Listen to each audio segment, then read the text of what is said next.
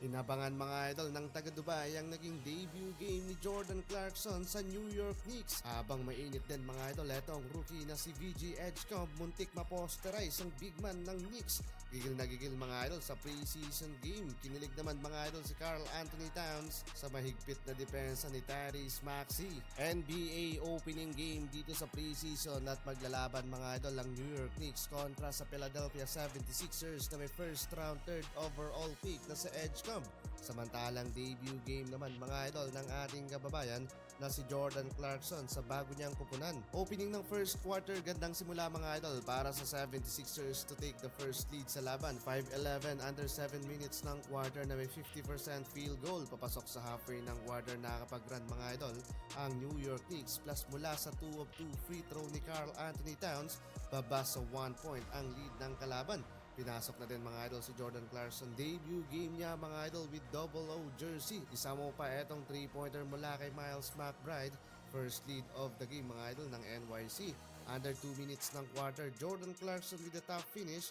Tatlong bantay doon mga idol hindi umubra kay Kabayan. First points and success field goal niya mga idol bilang bench player ng Knicks. Pero mainit mga idol ang laban first quarter pa lang, tabla sa 25 points ang talaan sa scoring. Mula sa 76ers leading scorer, etong si Tyrese Maxey na may 10 points, 2 rebounds and 2 assists.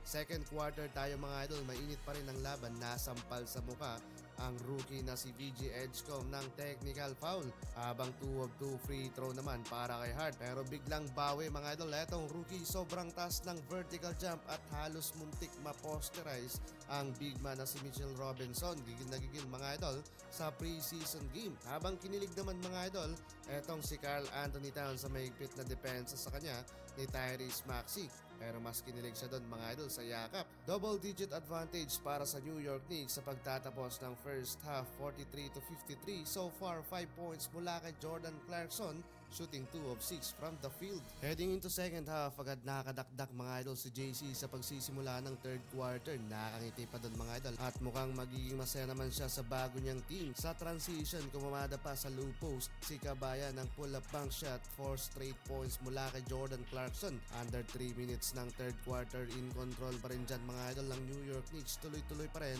sa pagbubutas sa basket ng kalaban. So far, umabot sa 26 points ang pinakamalaking kalamangan dito sa laban. Grabe yung run na ginawa ng Knicks dito sa third quarter habang nag-collapse naman mga idol ang 76ers 57-81 sa third quarter. Fourth quarter, pangiti-ngiti na lang mga idol si Kabayan Jordan Clarkson sa bench na may 9 points dito sa laban.